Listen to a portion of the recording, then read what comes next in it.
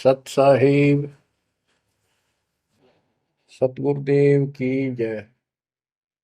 बंदी छोड़ कबीर साहिब जी की जय। बंदी छोड़ गरीबदास जी महाराज जी की जय। स्वामी राम देवानंद जी गुरु महाराज जी की जय हो।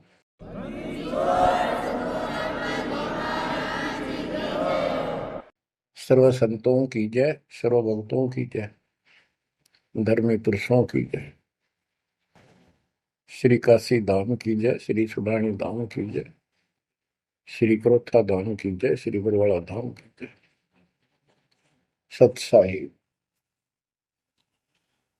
ग्रीव नमो नमो सतह पुरुष को,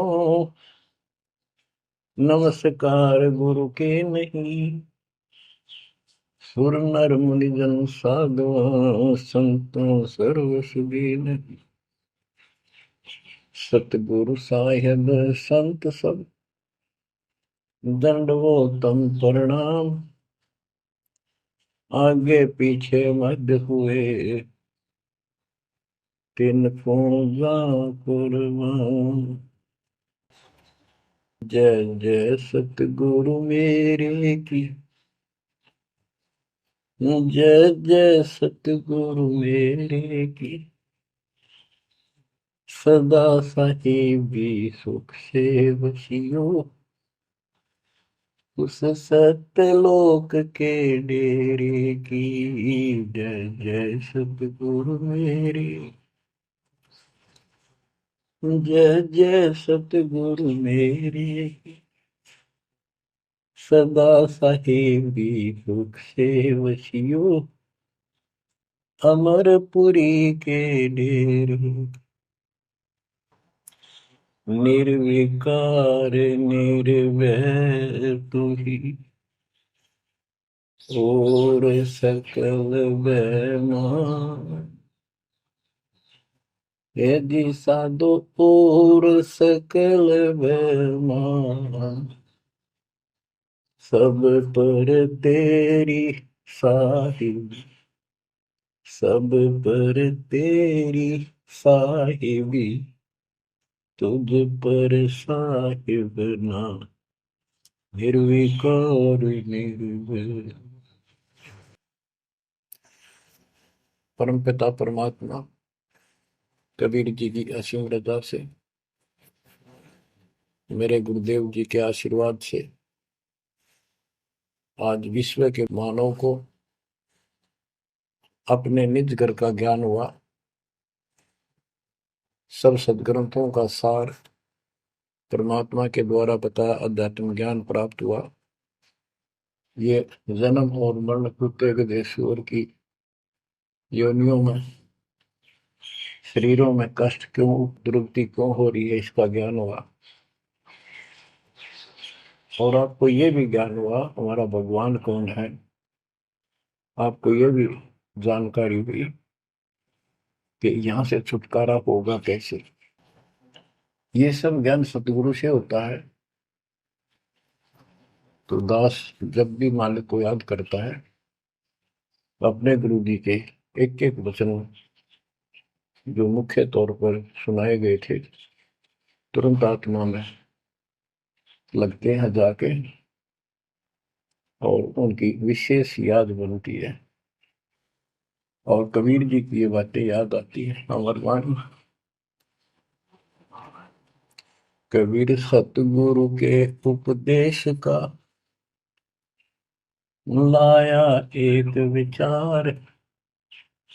जय सतगुरु मिलते नहीं, जाते नरक द्वार। नरक द्वार में दूत सब करते खिंचातान। उनसे कबू नहीं छूटता, फिर फिरता चारों खानी। कबीर चार खनी में भरमता, कबहू न लगता पार। सो फेरा सब मिट गया, मेरे सतगुरु के उपकार। जय जय सतगुरु मेरे की, जय जय सतगुरु रे, सदा साहिबी सुख से बचियो उस अमरपुरी के। गुरुदेव की जब ये उपकार याद आता है, उसके प्रति अनायास ही अपने आप उसकी जय जयकार करने को आत्मा पुकार उठती है। बच्चों, ये जो ज्ञान दास सुना रहा है सब सदग्रंथों शास्त्रों से प्रमाणित है और खुद परमात्मा स्वयं परमेश्वर बना करके ये हमें ज्ञान बताया और फिर अपने बच्चों को ऊपर लेके गए, फिर नीचे छोड़ा।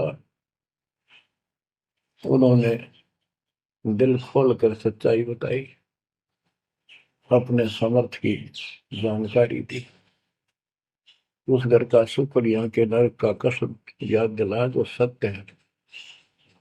आज कोई सुखी नहीं, कोई सुखी नहीं धरती पर। इस बात को आप आसानी से समझ लेना। कबीर साहब कहते झूठे सुख को सुख है मान रहा मन बोल। एक छोटा सा गुजारा हो गया, अफसर बढ़ गया, नौकरी लग गई, कार होगी, कोठी होगी, माचा माचा करे। कल को मृत्यु के बाद वही कुत्ता बनकर उस कोठी के बाहर बैठेगा, कोई टूक नहीं डालेगा। ये कष्ट याद रखो जब ये भक्ति बनेगी। वैसे भक्ति हो ही नहीं सकती, क्योंकि मनुष्य जीवन के अंदर इतनी राहत मालिक देता है, उसको वो सुविधा खूब मिलती है। जैसे बच्चे स्कूल जाते हैं, पढ़ाई करते हैं, तो माता पिता उनको पूरी सुविधा देते हैं, अपनी स्थिति से बढ़कर, अपनी औकात से भी ज्यादा उन बच्चों पर खर्च करते हैं। और वो बच्चे पढ़ाई ना करके उन पैसों का दुरुपयोग करते हैं, उस समय का दुरुपयोग करते हैं कि तब बकवाद करें, फिल्म देखें या खेल में बढ़े रहे। तो अंत में वो फेल होकर के मजदूर लगते हैं। दास हरियाणा की इरिगेशन डिपार्टमेंट के अंदर सिंचाई विभाग में, यानी जूनियर इंजीनियर की पोस्ट पे था। तो वहां काम चल रहा था, हम खड़े थे, मजदूर भी थे। हमारा माइनर इरिगेशन का काम था। एक रोड का निर्माण हो रहा था वहीं पर। रोड के निर्माण पर मजदूर वहीं थे। हमारा भी काम उनके पुल बनाकर पार करना था, उस सड़क को निकाल के। वहीं खड़े थे, उनका एक्शन आया और फिर वो चला गया अपना देख दाख के। उस एक्शन के जाने के बाद एक मजदूर कहता है, ये मेरा क्लास फेलो था, मेरा सहपाठी था, मैं बकवादों बड़ा रहा, पढ़ा नहीं, खेलने जाता, बीच में स्कूल छोड़कर बाहर भाग जाते और मैं फेल हो गया, ये पास हो गया। देखा जिसकी किसी में है, गाड़ी में चलता है, बढ़िया कोठी बना ली है, और मेरे बच्चे वही रेत में पड़े हैं। यूं कह के आंखों में पानी आ गया। कबीर साहब कहते अच्छे दिन पाछे गए, गुरु से किया ना हित, अब पछतावा के करे चिड़िया चुगी खेत। इसी प्रकार बच्चों, आज आप इस परमात्मा के कॉलेज में, स्कूल में, यदि आप ठीक से नहीं पढ़ोगे, नहीं सत्संग सुनोगे, सेवा नहीं करोगे, दान नहीं करोगे, मर्यादा का पालन नहीं करोगे, फिर ऐसे रहोगे। कबीर साहब कहते हैं, हिड़की दे दे रोवेगी सुरता जब तुम चल लेगी अकेली। हे आत्मा, जिस परिवार को और जिस ठाठ बाट को, जिस राज को, जिस पद को देख कर आज जो भगवान याद नहीं आता, नालायक, यू तेरे साथ नहीं जाएगा। जिस दिन यम के दूध घसीट के ले जाएंगी, टक्कर मारेगी इधर उधर, डड्डा होगी बुरी तरह, तरीको भी नहीं सुनेंगे। खिड़की दे दे रोगी सुरता जब तू चल लेगी अकेली, आंख खोल के। बच्चों ये साफ बातें हैं, कति स्पष्ट है, 100% सत्य है, 200%, 1000% सत्य है, पर यह आत्मा क्यों ना मानती, यो मन ना मानने देता, तो यो मनाना पड़ेगा। अब इसका तरीका यही है, सत्संग सुनो, मनन किया करो, थोड़ी देर बैठ कर सोचा करो। यो नहीं बस सत्संग सुन रहे बस बंद हुआ फटाफट बात, वो करूंगा वो करूंगा, कर तो सारा लो। उसके अंदर भी परमात्मा मदद करेगा, तुम्हें लाभ मिलेगा ना, कति सिर पटक लियो कोई राहत नहीं मिलेगी। अगर यूं सेठ बनते हो तो सारे बन जाते, सारे बाजे बाजे फिर पल्ला कुछ भी को नहीं। बच्चों आंख खोल लो बस। मैं तो आखिरी सांस तक ये बोलूंगा, क्योंकि मेरे अंदर तो ये फीड कर दिया मेरे दाता ने, मेरा कर्तव्य बना दिया। मैं अपने कर्तव्य पर उनको बोलूं नहीं। आगे आपकी किस्मत, आपके कर्म, आप कितना इसके ऊपर खरे उतरोगे, कितना इसको फॉलो करोगे। ग्रीव न्योली नाद सुभान गति, लड़े भुजंग हमेश, जड़ी जान नाम जगदीश है, विष नहीं व्यापै शेष। एक वाणी में कितना गजल का ज्ञान भर दिया। न्योल नाद सुभान गति, लड़े भुजंग हमेश, जड़ी जानो जगदीश का नाम है, नाम जगदीश है, विष नहीं व्याप्त शेष। एक छोटा सा जानवर होता है, गिलहरी से थोड़ा बड़ा, न्योल नेवला। और सांप कितना बड़ा होता है, चाहे कितना बड़ा सांप हो, ताकतवर हो, न्योला उसको मार देता है, उसको पराजित कर देता है। कैसे करता है, उसको पता होता है वो सर्प को उस समय छेड़ता है जब आस पास कोई वो बूटी होती है, कोई औषधि का पौधा होता है, उसमें से सुगंध श्वास के द्वारा भर के लाता अपने फेफड़ों, और सर्प के सम्मुख होकर उसको छोड़ देता है। उस जड़ी की स्मेल से, उसकी महक से वो सर्प डगमग हो जाता, उसको चक्कर आने लग जाते हैं। उस जड़ी में इतनी ताकत है, वो सर्प को कंडम कर देती है, उसको होश नहीं रहता। तो सर्प फिर भागने की चेष्टा करता है, और नेवला उसकी मुंडी पे बैठकर उसको पकड़ कर ऐसे रगड़ देता है, बार बार छोड़ता रहता है, वो मर जाता है, श्वास छोड़ता रहता है। तो बच्चों यहाँ परमात्मा के ज्ञान को, परमात्मा की शक्ति और उस नाम की महिमा को परम पूज्य आदरणीय संत गरीबदास जी महाराज किस प्रकार डिफाइन करते हैं। गिरिवन्योल नाद सुभान गति, लड़े भुजंग हमेश, जड़ी जानो नाम जगदीश है, विष नहीं व्याप शेष। के दो ये मंत्र आपको दिए हैं, ये परमात्मा का नाम जो है, ये वो जड़ी है, नाग दमन जड़ी है ये। न्योल नाद सुभान गति, लड़े भुजंग हमेश। कि न्योला अपने से कई गुणे ताकतवर सर्प के साथ उस जड़ी की ताकत से लड़ता है, उसको भगा देता है, मार देता है। तो ऐसे ही सतनाम जो सच्चा नाम को मिले हैं, प्रथम द्वितीय और सारनाम, ये समझो यह जड़ी है।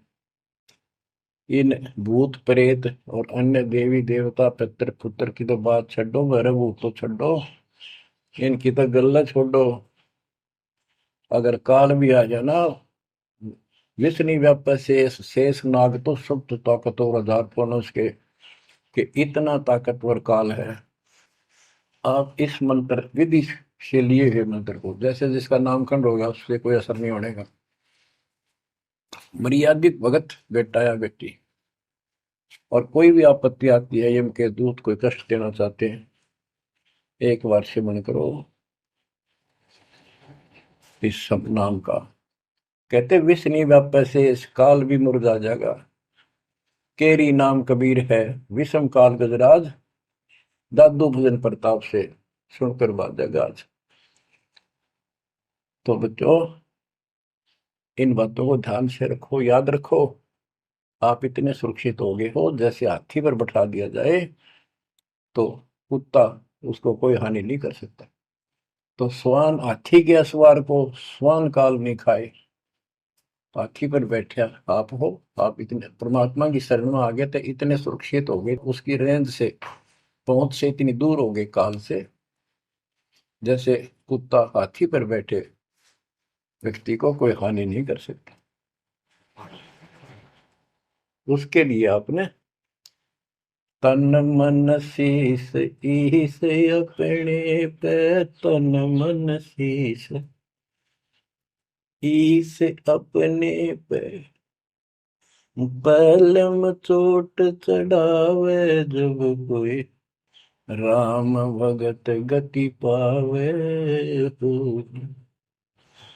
जब कोई राम भगत गति पावे होगी, लोक लाज मर्याद जगत की, तरण ज्यों तोड़ बगावे, अष्ट सिद्धि की अटक न माने, आगे कदम बढ़ावे, जब कोई राम भगत गति पावे होगी, जब कोई राम भगत गति पावे तो।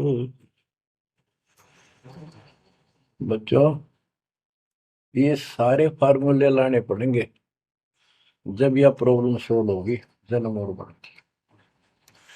आप क्या बताते हैं?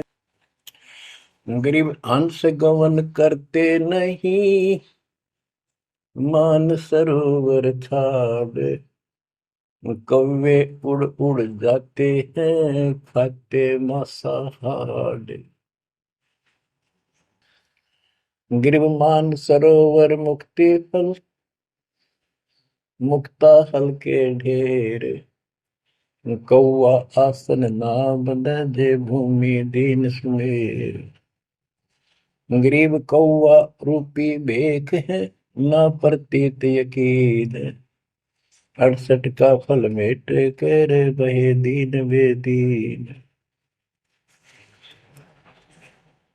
गरीब हंस दशा तो साध है, सरोवर है सत्संग, मुक्ता हलवाणी चुगे चढ़त नवेला रंग।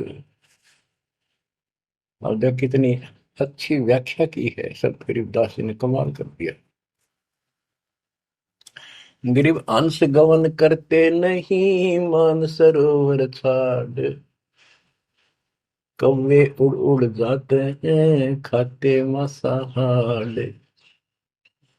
फिर बताया है गरीब हंस दशा तो साधु है, सरोवर है सत्संग, मुक्ता हलवाणी चुगे चढ़त नवेला रंग। कि जैसे हंस गमन करते नहीं, मान सरोवर छोड़। हंस का एक पक्षी होता है हंस, उससे तुलना की है सते हुए भगत, निर्विकार भगत, सच्चे भगत की। कि जैसे हंस एक पक्षी होता है, सरोवर के ऊपर तालाब के ऊपर होता है जिसमें मोती होते हैं, और वहीं पर मुगला होता है, उसी जैसी शकल सेम शकल होती है, उनकी पहचान नहीं कर सकते। उनकी पहचान इसी से होती है, जो मोती खाता है वो तो हंस, और मच्छी खाता है वो है बुगला। दोनों की सेम आकार शरीर का, और ऐसी ही कलर सफेद होता है। और कौवे भी वही होते हैं, मांस मच्छी खाते हैं। हंस वो होता है जो भूखा मर जाएगा, पर मच्छी मांस मेंढकी नहीं खाएगा, मेंढक नहीं खाएगा। इसी प्रकार भगत वो होता है अपने धर्म कर्म पर रहेगा, बकवाद नहीं करेगा चाहे कुछ भी हो। तो हंस गमन करते नहीं, मान सरोवर छाड़। सरोवर तो सत्संग है, इस सत्संग को सरोवर मानो, तालाब, टैंक, और भगत हंस है। ये इसको छोड़कर जाते नहीं, यानी परमात्मा की भक्ति त्यागते नहीं। और कौवे उड़ उड़ जाते हैं। जो कौवे जैसे विचारों के स्वभाव के व्यक्ति होते हैं, वो बकवाद करने बिना टिके नहीं। उनको कितनी सुविधा मिल जाए आश्रम में, वो अपने गंदे कर्म बिना टिक नहीं सकते। उनका स्वभाव इतना बिगड़ गया। तो यहाँ कहते हैं, गरीब हंस गवन करते नहीं, मान सरोवर छोड़े, कौवे उड़ उड़ जाते हैं, खाते मांसाहार। यानी बकवाद, विकारी लोग सत्संग में नहीं टिकते, छोड़कर चले जाते सत्संग। और हंस दशा तो साधु है, भगत है सच्चे, और सरोवर है सत्संग, मुक्ता हल वाणी चुगे। ये अमृत वाणी रूपी मोती खाते हैं, फिर चढ़त नवेला रह गए। इस ज्ञान को सुनकर आत्मा में और कसक पैदा होती है, तड़प पैदा होती है भगवान की तरफ, और ज्यादा लगन लगती है। मुक्ता हल वाणी चुगे, ये मुक्ति, मुक्त होने की मोती रूपी वाणी चुगते हैं, खाते हैं, सुनते हैं, आत्मा का आहार है। फिर चढ़त नवेला रंग, और अजब गजब आत्मा के अंदर इसका असर होता है, प्रभाव पड़ता है। फिर वो बताते हैं, ग्रीव कोट वर्ष करे साधों की, पत्थर का जल में क्या भीजे, चंदन बन में रंग लागे, एक बांस बिटन भी ना सीखे। और महात्मा गरीबदास जी कितना प्यारी व्याख्या करते हैं कि कोटि वर्ष करे संगत संतों की, सतगुरु की, पत्थर का जल में के बीजे। पत्थर को पानी में डाल दो कितने में, और 100 वर्ष के बाद निकाल लो, उसका कभी असर नहीं। उसको एक दूसरे एक साथ बिठा दो, जब आगे निकलेंगी चिंगारी पाटेगी, जबकि पानी से तो सब नरम हो जाते हैं। इसी प्रकार बताया है कि जो निकम्मी आत्मा है, पत्थर हो चुके हैं काल के बकवाद कर करके, वो सत्संग में कितने दिन रहो, उनका कभी असर नहीं हो, उन बकवाद करनी ही करनी।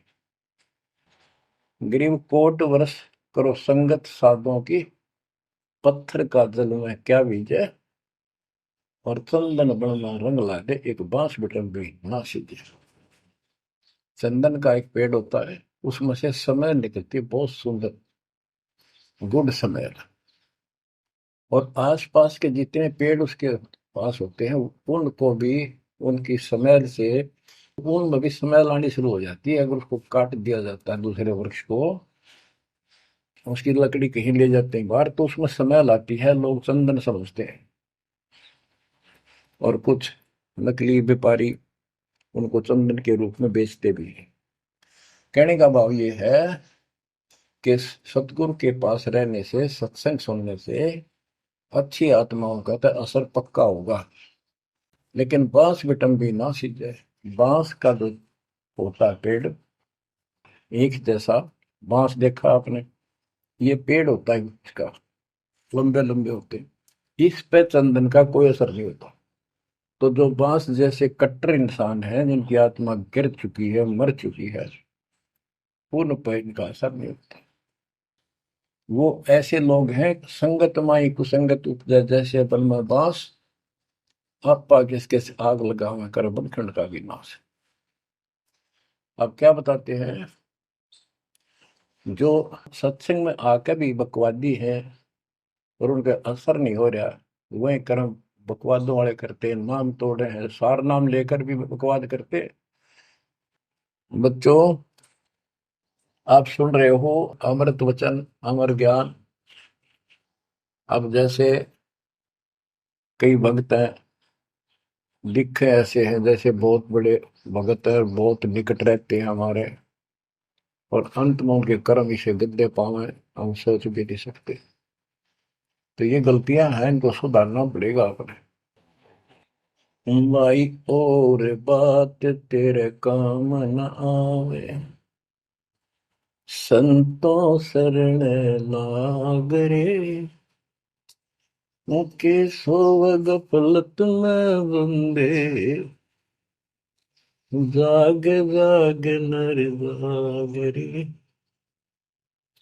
जाग जाग नर जाग, उठ सवेरे हुक्कावर लिया, के जाग्या नर भाग रे, शुक्रम किया ना करी रे बंदगी, फुटे तेरे भाग रे, वो फुटे तेरे भाग रे।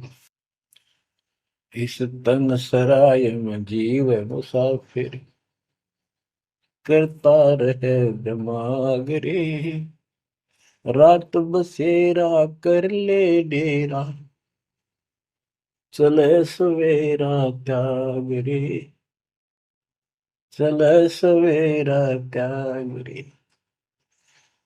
बगैर सच्चे ज्ञान के इंसान सारे जीवन में अपने मनमुखी अटपट करके यूं कर दूंगा, वो कर दूंगा, कोठी बना दूंगा, उसने ऐसे ठग लूंगा, ये ऐसे कमा लूंगा, यहाँ जमीन इतनी सस्ती मिला है, ऐसे कर लूंगा, कर ले। लेकिन भक्ति भी तो साथ कर ले। बरकत तो दाता ने देनी है, कर्म तो ज्यादा मिले नहीं, कितनी कोशिश कर लो। कर्म से अधिक लेना है तो धनी की शरण माना होगा। इस परमात्मा कबीर जी के हाथ में वो कलम है जो पाप कर्म को काट के शुभ कर्म लिख देता है। आपके भाग बना है उसको भी लिख देता है, आपके संस्कार ठीक कर देता है। इस तन सराय में जीव मुसाफिर, करता रहे दिमाग रे, रात बसेरा कर ले डेरा, चले सवेरा त्याग रे, चले सवेरा त्याग रे। ये जीवन आपका एक सोच लो स्वप्न है, और यह नींद जब खुलेगी, मृत्यु होगी जब आंख खुलेंगी, जब यह नींद टूटेगी सवेरा होगा, कुछ ही नहीं पाओगा उस बात में। एक भगत बता रहा था, नाम लेने से पहले मैं रिक्शा चलाया करता हूँ, ने कल्पना हुई गाड़ी लूंगा और न खूब टी टी करके चलाया करूंगा। सपना भी वही आ गया, जैसे मैंने बढ़िया गाड़ी ले ली और किराए पर ला रखी, खूब जोर से चला रहा हूँ, बढ़िया रोड है, आगे एकदम ब्रेक मारने लगा, जोर से पैर मारा, वहां पट्टी पुरानी शॉर्ट रजाई थी, उसमें कार पार पैर निकल गया, वह भी पार्टी नहीं उठा, तो देखा ना को कार ना गाड़ी, वो झोपड़ी में पड़ा हूँ। तो बच्चों ये स्वप्न साजा टूट टूट के तो मुंड पकड़ हुआ है। तो ये स्वप्न है जो तुम टी टी करके चल रहे हो, कितने दिन चलोगे। इस तन सराय में जीव मुसाफिर, करता रहे दिमाग रे, रात बसेरा कर ले डेरा, चले सवेरा त्याग रे, चले सवेरा त्याग रे। घूमता चोला बना न मोड़ना, लगे दाग पे दाग रे, दो दिन की गुजरान जगत में, क्यों जड़े बरानी आग रे, क्यों जड़े बरानी आग रे। कुबद का चढ़ी चढ़गी चित पे, तू होया मनुष्य नाग रे। यानी जिसका जितना सामर्थ्य है, जब तक इसको ज्ञान नहीं है, कोई न कोई ऐसा दुख दे रखेगा दूसरे को, ताकतवर है वचन से कैसी वो गलत बात कह देगा, और निर्बल दुर्बल ऐसा है व्यक्ति की आत्मा रोती रह जाएगी, या किसी को लूट लेगा। बड़ा अफसर है, ऐसी कलम चला देगा, मरो से जियो। कोई अन्यायी जज है, न्याय कर देगा, मरो से जियो। तो यहाँ कहते हैं, कुबद का चढ़ी चढ़गी चित पे, तू होया मनुष्य नाग रे। आदमी से नाग बढ़ गया, नाग है, जैसे दुर्वासा ने श्राप दे दिया है, 56 करोड़ दो मर गए। चुनो कृषि ने तपस्या करी थी, या खाक तपस्या थी, तो इसे जड़े हुए ढोयर जो आम व्यक्ति है, जो भक्ति नहीं करता, कुछ पद प्राप्त है, कुछ ताकत है गांव में या शहर में या खेत राज का हिस्सा है, उसको कह रहे हैं गरीबदास जी। कुबद कहाँ चढ़ी चढ़गी चित पे, तू खोया मनुष्य तै नागरे, सुध नहीं सजन सुख सागर, बिना प्रेम बैराग रे, बिना प्रेम बैराग रे।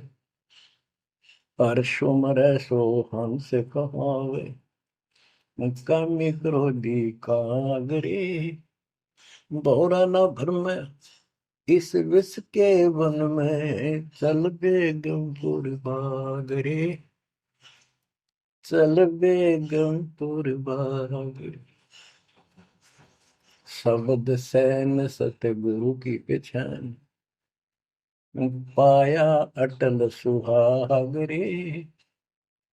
शब्द सैन संकेत, शब्द सैन सतगुरु की पहचान, पाया अटल सुहागरे। नतानंद महबूब गुमानी, प्रगट पूर्ण बागरे, प्रगट पूर्ण बागरे। हर्ष उम्र सो हंस कहावे, मर्यादा में रह के जो भक्ति करता है वो हंस कहलाता है। और कामी क्रोधी कागरे, मोरा न भर में इस विष के गुण में। हे आत्मा, जो तू ये नकली सुख लेता फिरता है बकवादों के, कितने शराब पी ली, कितने सुल्फा पी लिया, कितने कोठी के लालच में, कार के लालच में दुनिया को लूट रहा है, बकवास कर रहा है कि हर सुमर सो हंस को हावे, कामी क्रोधी कागरे, भंवरा ना भर में इस विष के बन में। जहर का बन है, तेरे जीवन को नष्ट कर देंगे ये नकली सुख। फिर बताया कि शब्द सैन सतगुरु की पहचानी, अपने गुरुदेव का संकेत समझा, सैन इशारा। और इशारा समझना चाहिए भक्तों को, तो क्या हाल होगा, मरने के बाद दुर्गति हो जाएगी। 2 दिन का जीवन है, खा के ये इस माचे में आचे करो, ये है सैन। और हमने तो खोल के बता दी, समझदार को तो संकेत पर्याप्त होता है। शब्द सैन सतगुरु की पहचानी, पाया अटल सुहागरे। ये है तो कबीर साहब का शब्द, फिर भी चलो जैसा भी है। नत आनंद महबूब गुवानी, प्रगटे पूर्ण भागरे। अब सतगुरु से बात शुरू हुई थी, मैं ये नित्यानंद जी भी कहते हैं कि मेरा महबूब सतगुरु गुमानी दास, मेरे कोई अच्छे भाग थे जो मुझे इनका मिलन हुआ। नित्यानंद महबूब गुमानी, प्रगटे पूर्ण भागरे। बच्चों, आप इन बातों पर ज्यादा ध्यान दिया करो जो सत्संग के अंदर बताई जाती है। जो सत्संग जो है ये एक टीचिंग है, टीचिंग। और बच्चे इस टीचिंग को सुनते हैं ध्यान से, इस पढ़ाई को ध्यान से सुनते हैं, इस पर अमल करते हैं, इसका अनुसरण करते हैं जो टीचर बताता है। क्योंकि टीचर सिलेबस से बताता है, और सिलेबस से बताया हुआ जो भी ज्ञान है उसको स्टूडेंट्स ठीक से याद करते हैं, उसका अभ्यास करते हैं, तो जब परीक्षा होती है वे सफल होते हैं। अब ये आपकी जो क्लास लग रही है, ये उस कबीर भगवान की आप पर एक न्यारी रजा और है, अलग से हुई है। और समय अनुसार जहां भी आवश्यकता पड़ रही है, परमात्मा समय पर अपने बच्चों को उसी तरह वो सुविधा दे रहा। आप सत्संग के दौरान बहुत एकाग्रचित्त से सुना करो। ये समझो कि गुरु जी सामने खड़े हैं, देख रहे हैं। जैसे क्लास के अंदर टीचर खड़ा होता है, पढ़ा रहा होता है, प्रोफेसर पढ़ा रहा होता है, तो बच्चे बहुत सावधानी से और शिष्टाचार से एक एक बात को ध्यान से सुनते हैं। फिर टीचिंग के बाद अपना सामान्य बातें भी करते हैं, नहाना धोना खाना पीना सारा कुछ करते हैं, खेत का काम भी करते हैं, माता पिता का हाथ भी बटाते हैं, करते हैं। लेकिन जो टीचिंग के दौरान उसने सुना है वो भूलना नहीं चाहता। वो उनको अलग से कुछ देगा, और उसके सुनते सुनते सुनते वो एक दिन एमएससी, टेक, इंजीनियरिंग, डॉक्टरी, पता नहीं क्या क्या पढ़ाई पढ़कर विद्वान बन जाते हैं। इसी प्रकार आप इस ज्ञान को सुनते रहोगे, सुनना पड़ेगा। अब तो दास सुना रहा है यहाँ से डायरेक्ट, फिर हजारों से ज्यादा सत्संग रखे हैं, उनको ऐसे ही सुना करो। 1 घंटा अवश्य लगाओ, दिन में 1 घंटा भी लगाओगे तो भी बहुत कुछ मिलता रहेगा, भूल नहीं पड़ेगी। काल का आपके ऊपर बहुत भयंकर दबाव है, बहुत प्रेशर है। इतना ज्ञान सुनते हो, जितना दास चाह रहा है आपके अंदर वो प्रेरणा अभी बनी नहीं है, पर बहुत कुछ बात लवा लगी है। निकट हो और सुनते रहो। ये भी एक बहुत बड़ी बात है। आप 3 समय सुन रहे हो, और ये समय निकालना भी मालिक की कृपा है ना। तो कल पता नहीं इस समय को कहाँ बिरान माटी में दुर्गति के अंदर लवा दे, कोई और समस्या खड़ी कर देगा, सारी टेंशन वही उस दिमाग वहां घूमता रहेगा, या कोई बीमारी हो जाएगी उस पर टेंशन, हॉस्पिटल में पड़े रहेंगे। तो ये परमात्मा की असीम रजा आपके ऊपर है, एक कलम तोड़ कृपा है। और ये बातें कहने सुन की नहीं, ये कर पाड़न की है। ध्यान दो, इस गंदे लोक की स्थिति से आपको पूर्ण रूप से परिचित करा दिया गया है। यहाँ एक पल का भरोसा नहीं, तुम क्यों आंख बंद करके बैठे हो इस गंदे लोक में, इसी व्यवस्था में उलझे रहोगे क्या? ठीक है, अपने निर्वाह के लिए करना पड़ेगा, करते रहो, पर भगवान की कसक दिल में अलग से रहनी चाहिए आपके।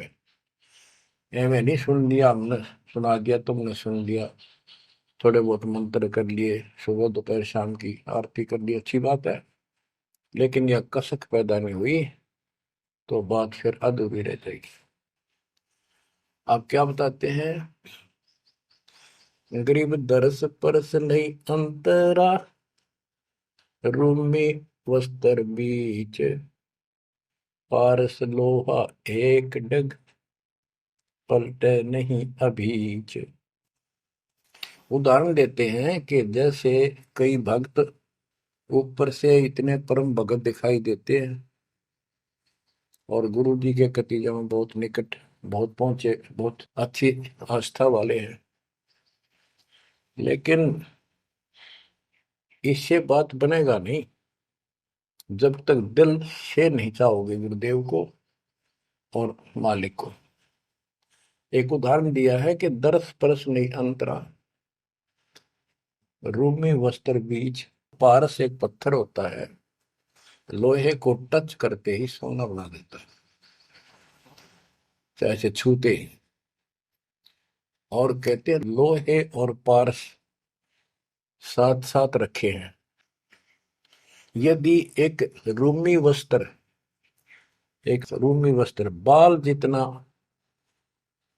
पतला कपड़ा, यदि इतना भी बीच में गैप रह गया पारस पत्थर और लोहे के, कितने दिन रखे रहो, उसमें कोई चेंज नहीं होगा, कोई परिवर्तन नहीं होगा। इसी प्रकार अपने गुरु और भगवान के प्रति जब तक आपकी आस्था कति दिल से नहीं जुड़ेगी, बिल्कुल दिल से, वो कसक आपको अपने आप महसूस होगी कि इस संसार में आपका कोई नहीं है। जितना भी परिवार रिश्तेदारी है, ये हमारे संस्कार पूर्व जन्म के लेन देन, ये ऋण उलझा पड़ा है। इस ऋण को भी अब दाता आसानी से सुलझाएगा, आपको पता भी नहीं लगने देगा, आपके संस्कार चेंज करेगा। आपके संस्कार बदल देगा। करेगा उसके तो दिल से जुड़ जाएगा। तन मन धन, मन कर्म वचन से मालिक पे समर्पित हो जाएगा। आपको प्रमाण देता हूं, जैसे बेटा है बेटी है, ये हमारे कुछ पिछले संस्कार कोई ऋण है। जैसे आजकल बेटी का विवाह करना पड़ता है, कितना खर्च होता है। आपको बताता हूँ, एक व्यक्ति कह रहा था, मैं बोला मेरा 3 कन्या होगी और हमारे यहाँ तो बहुत खर्च करते हैं, ब्याह पता खर्च करें करें 10-20 लाख तो कम से कम है। और फिर लड़की के बालक हुए तो अपने घर बुलाते हैं, माँ के घर, और उसके ऊपर फिर कम से कम 10 लाख रुपए यो खर्चा और होता है। यो एक ब्याह और होता है हमारे यहाँ। ये ऐसी परंपराएं हमने आप सिर पर रखी है। और भी दूसरे समाजों में देख लो, बहुत खर्चे होते हैं, और लड़की को हमने अपने आप बोझ बना रखा है। बच्चों, अब परमात्मा ने कैसी कृपा की है, दास ने मालिक का आदेश और गुण अवगुण सारे क्लियर कर दिए कि अभी ये ऐसा करने से ऐसा हानि, ये करने से ऐसे लाभ। अब जैसे उदाहरण दिया आपको बच्चों का विवाह करने के लिए, प्रारंभ के अंदर श्री देवी पुराण के अंदर लिखा है कि देवी ने अपने तीनों पुत्रों की शादी ऐसे सिंपल वे से की, वचन से। 3 पुत्री उत्पन्न की, 3 वो पुत्र पहले हो रहे थे, वो वचन से पैदा की, वो अपने संसारिक क्रिया से पैदा किए थे। और तीनों को बुला बुला के कह दिया, ले बेटा यह तेरी पत्नी, ये तो उसका पति, जाओ अपना घर बसाओ। ना कोई बराती था, ना कोई बाती था, ना कोई कढ़ाई चढ़ाई, ना बाजे बजाए। ये बाद की बकवाद शुरू कर दी, संस्कार ऐसे जोड़ दिए जाते हैं। तो अब हम इसी तरह कर रहे हैं, और पता नहीं कई हजार बेटियों का विवाह ऐसे सिंपल वे से कर दिया। ये संस्कार बदल गए, ये लेन देन कर्ज मालिक ने कलम से काट दिया। और आप बच्चों ने भी इस बात को एहसास कर लिया कि सचमुच ये व्यर्थ की बकवाद है। एक पवित्र नाते को, बेटी को गऊ के साथ धन है बेटी, माँ बाप के रहेगी वहां कमावे, आगे जाएगी वहां उसको ऐसे सारे ताने का रखे कुछ दिन तो, और कभी ना नहीं करती। तो ऐसी पवित्र आत्मा को अपने लेन देन कर्ज के कारण हमने दुश्मन बना रखी थी, पेट में मारने लगे गर्भ के अंदर। अब बेटी बोझ नहीं, परमात्मा की कृपा से तो ये संस्कार बदल गए। ये कलम से काट दिए दाता ने, वो लेन देन खत्म कर दिया आपने। अब हम भक्ति करेंगे। अब भी जो लोग भक्ति नहीं करेंगे, इन बकवादा में रहेंगे, मालिक ने इतने हल्के कर दिए, तो उनको भगवान कैसे पसंद करेगा।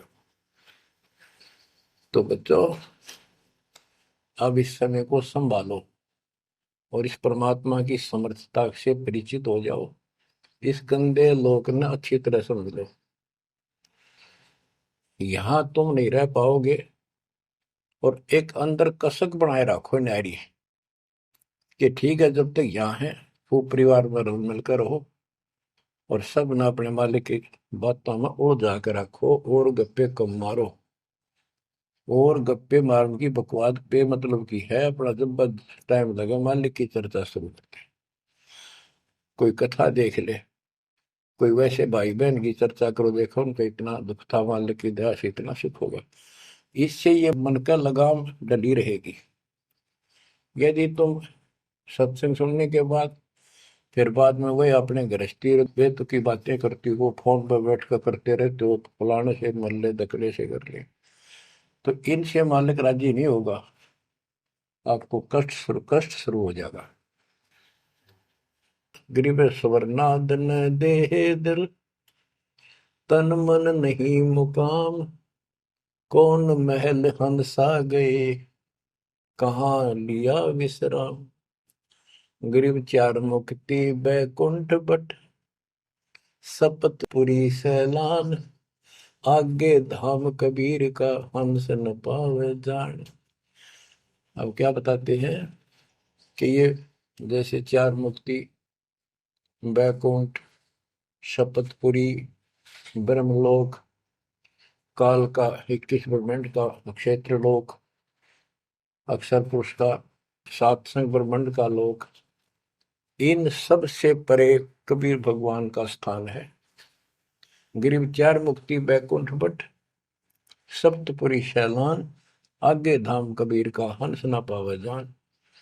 के वहां सामान्य साधना से या काल तक की भक्ति से वहां नहीं पहुंचा जा सकता है। उसके लिए क्या बताते हैं, इस परम पिता परमात्मा की शरण माना होगा, कबीर साहब की शरण। गरीब काया काशी मन मगहर, दोहों के मद कबीर। काशी तज मगहर गया, पाया नहीं शरीर। गरीब काया काशी मन मगर, अर्श कुर्स बीच मुकाम। जहां जुलैदी घर किया, आदि अंत विश्राम। बच्चों, परमात्मा कहते हैं कि वो जुलाहा सतलोक में निवास करता है, और वहां जाने के लिए आपको पूर्ण गुरु की आवश्यकता पड़ती है, और अपने मन का दोष दूर करना होगा। जैसे नाम भी ले लिया और खूब सेवा भी करते हो, भक्ति भी करते हो, अच्छी बात है, और मन में वही उठा पटक और दोष द्वेष लालच लोभ भरा है, तो के भक्ति करी। एक समय की बात है, गोपीचंद तथा भर्तरी, ये दोनों राजा थे, और राजाओं के पास कोई कमी नहीं होती धन की, सारा सुख होता है, पैसे हीरे मोती लाल। परमात्मा पाने के लिए उस सारे सुख को छोड़कर और गोरखनाथ जी के शिष्य बन गए। कति त्यागी बैरागी हो गए, तन पर एक लंगोट रखे, हाथ में करमंडल, जैसा उनका वेशभूषा होती है वो रखते। एक दिन गोपीचंद और भर्तरी जा रहे थे रात्रि में, चांद की रोशनी अच्छी थी। किसी ने रास्ते में पान खाकर थूक रखा था और उसका बुलबुला सा बन गया। ये दोनों वहां जा रहे थे, तो चांद की रोशनी में वो बुलबुला सा चमका। भर्तरी को लगा कि ये लाल पड़ा है, लाल हीरा। उसने एकदम उस पर हाथ मारा ठाण खातर, उसका हाथ धस गया थूक में। अरे गोपीचंद हंसे। गोपीचंद बोले, नाथ जी क्या मिल गया ऐसा, कैसे बैठ गए चलते चलते।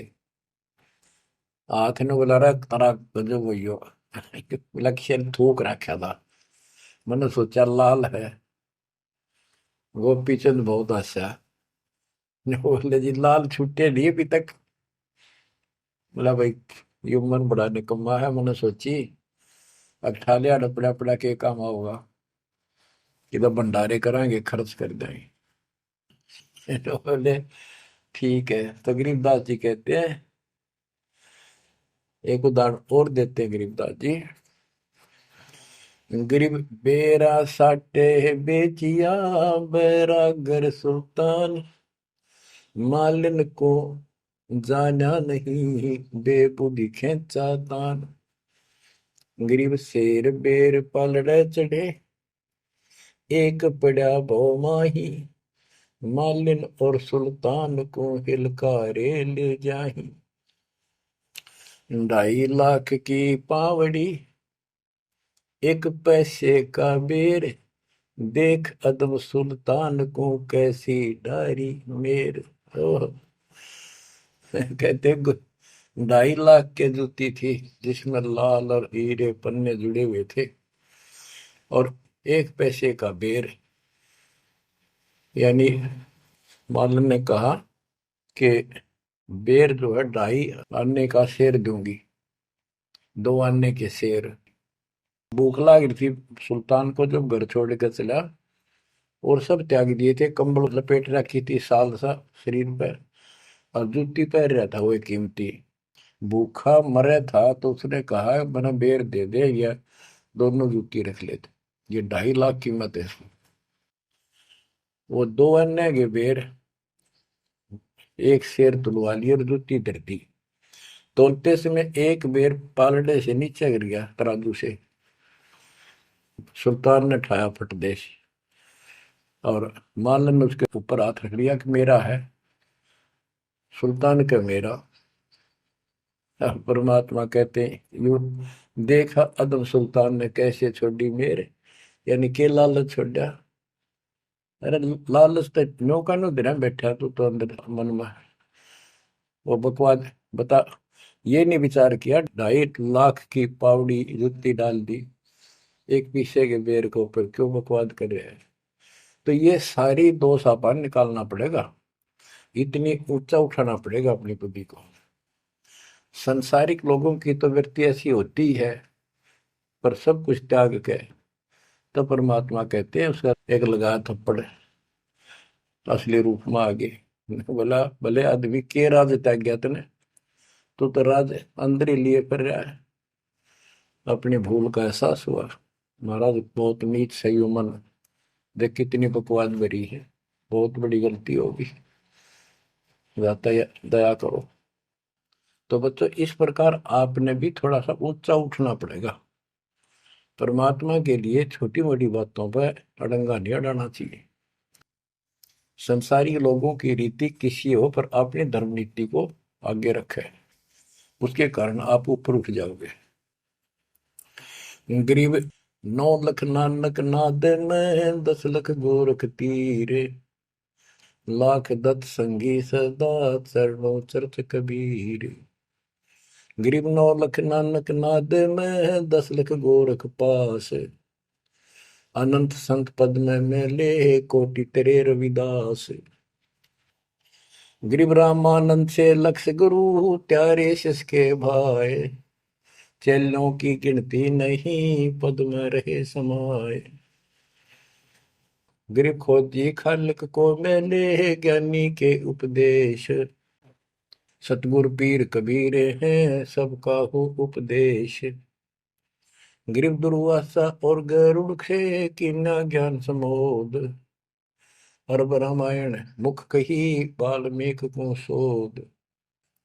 परमात्मा जो भी भक्ति पर लगे हुए हैं उन अपने बच्चों को सबको मिलता है। दुर्वासा से मिले, गरुड़ से मिले, काकभूषण से मिले, शिव जी से मिले, विष्णु जी से मिले, ब्रह्मा जी से मिले, सबको मिलते हैं। देवी जी से मिले, ये नहीं छोड़ते किसी को। हमारी बुद्धि काल में कति घुमा रखी है, ये बात हमारा समझ में आइए को नहीं। अब क्या बताते हैं कि वाल्मीकि के रूप में पांडवों की अश्वमेध यज्ञ में परमात्मा ने कैसा कमाल किया। ग्रीव फिर पांडवों की यज्ञ में शंख पचायन टेर, 12 कोटि पंडित जहां पड़ी सबन की मेर। ग्रीव फिर पांडवों की यज्ञ में शंख पचायन टेर, 12 कोटि पंडित जहां पड़ी सबन की मेर। यानी सबकी मरोड़ निकल गई जब पांडवों के अश्वमेध यज्ञ में परमात्मा ने सुपथ रूप में वाल्मीकि रूप में जाकर शंख बजाया। उसमें 12 करोड़ पंडित बैठे थे। गरीब 33 कोटि यज्ञ में आए सहस 88 सारे, 12 कोटि वेद के वक्ता सुपथ का शंख बजारे। होए होए। कहते पांडवों की यज्ञ में 33 करोड़ देवता, 88,000 ऋषि और 12 करोड़ वेद के कंठ से याद करने वाले, डेली पढ़ने वाले पंडित।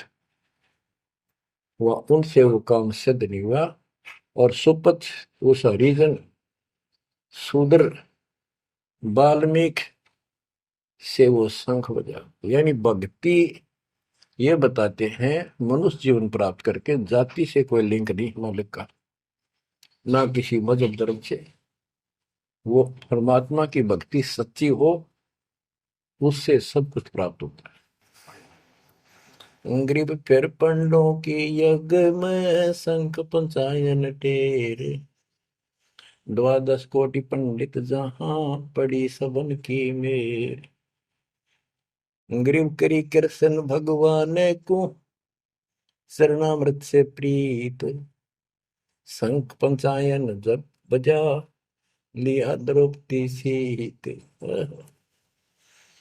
कहते हैं उस वाल्मीकि के चरण धोके श्री कृष्ण जी ने पिया और द्रौपदी ने पिया, जब जाकर शंख बजा।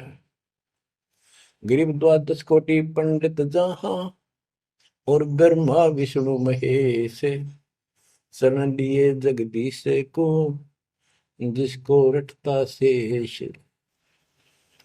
गरीबदास जी कह रहे हैं कि 12 करोड़ पंडित थे वहां पर, ब्रह्मा विष्णु महेश, और कृष्ण जी ने उस वाल्मीकि के चरण छुए, शरणामृत पिया, जिसको शेष नाग भी जिसकी पूजा करता है। इनका सबका चौंध लाग रही है। शेष नाग भी श्री कृष्ण को भगवान मान रहा है, विष्णु जी को। और अब आपको पता भगवान है कौन।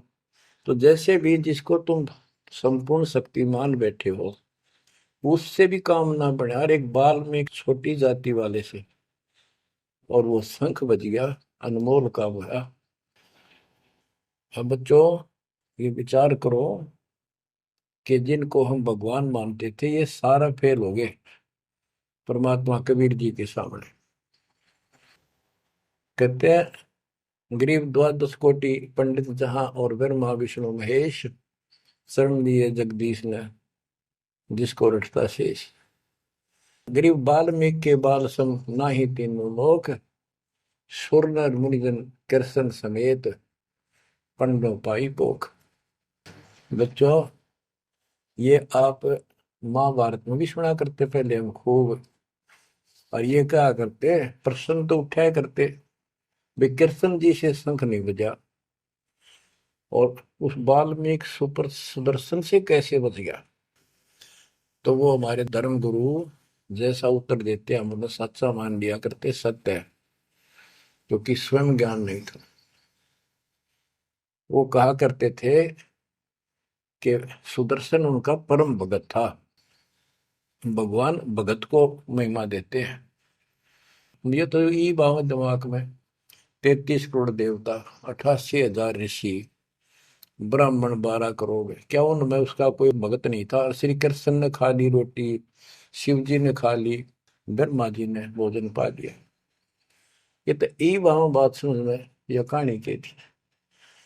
तो ये तत्व ज्ञान था, ये उड़ जा रखा था। 9 मन सूत, कबीर साहब कहते 9 मन सूत उड़ जिया, ऋषि रहे जखमार, सतगुरु ऐसा सुन जाते उड़ जिया ना दूसरी बार। अब ये 9 मन सूत सुड़ गया, अब इस कलयुग मत युग जेगा नहीं। बच्चों अजब गजब कर दिया दाता ने आपके ऊपर कलम तोड़ दी, ऐसा निर्णायक दातन ज्ञान आपको प्राप्त करा दिया। देखो आप शिक्षा ग्रहण करते हो, अच्छी बात है, इंजीनियरिंग कर ली, डॉक्टर बन गए, IAS IPS बन गए, या कोई और टीचर लाइन में चले गए। ये तो सिर्फ एक रोजी रोटी का काम है बस, इससे और कोई ज्यादा लाभ नहीं होने का। और ये रोजी रोटी भी सब ना मिलती, पढ़ रहे तो पता नहीं कितने शिक्षा ग्रहण करते हैं बच्चे। यह शिक्षा आपको इसलिए दिलवाई है परमात्मा ने कि आप कल्याण करा लो। नहीं तो परमात्मा को गरीबदास जी ने बताया, कोट जन्म तन भरमत हो गए, कुछ नहीं हाथ लगा रे, कुकर शुकर खरबा बोरे कौआ हंस बुआरे। कोटि जन्म तू राजा की, ना मिटी न मन की आशा, भिक्षुक होकर दर दर घूमा, मिला ना निर्गुण रासा। इंद्र कुबेर ईश की पदवी, ब्रह्मा वर्ण धर्म राया, विष्णुनाथ के पुरखों जाकर तो फिर उठा। अब ठीक है, तुम ईसन फाइनल माल बैठे, बहुत अच्छा पढ़ गया बेटा बेटी, बहुत बढ़िया नौकरी लगी, वाह वाह वाह। इन्हों के इंद्र कुबेर ईश की पदवी ब्रह्मा वरुण धुमराए, विश्वनाथ के पुरखों जाकर फिर भी वापस आए। गरीब तीन लोग का राज, जय जीव को कोई दे, लाख बधाई क्या करे जो नहीं नाम तेरे। एक छोटी सी पोस्ट या पद या मंत्री, मुख्यमंत्री, प्रधानमंत्री बन गया, छड़ दे इन गल्ला कुछ ना दे रहा इन बातों में। एक कौड़ी का जीव नहीं जिसके पास सच्ची भक्ति नहीं। आपके ऊपर जो मालिक ने कृपा करती पुण्यात्मा हो, आप सामान्य आत्मा नहीं हो। 10-27 साल हो गए यही आवाज, यही परमात्मा की महिमा गुणगान करते करते।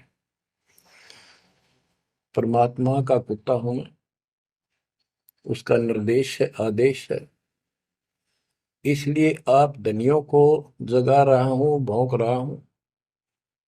और कुत्ता जब भौंकता है तो मालिक ने समझ लेना चाहिए कोई आपत्ति है, उठ के जागना चाहिए, इधर उधर देखना चाहिए, अपना धन संभालना चाहिए।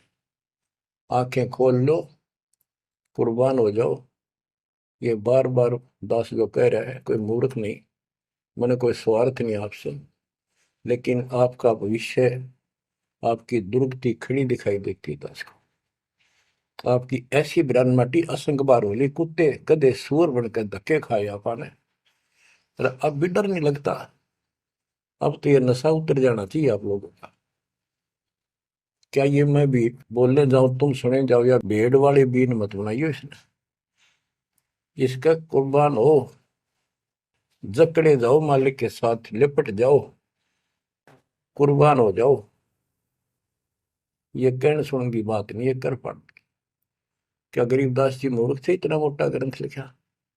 क्या भगवान को लालच था आपसे जो 120 वर्ष तक हमारे बीच में इस गंदे लोक में कष्ट उठाया? आप उसके बच्चे हो, आप उसकी आत्मा हो, वो हमारा बाप है, वही माँ है, वो सब कुछ है, वो भाई है, वही बहन है। तुम्हें माता च पिता, तुम्हें बंधु च सखा, तुम्हें विद्या च द्रविणम, विद्या और धन दाता तू ही है।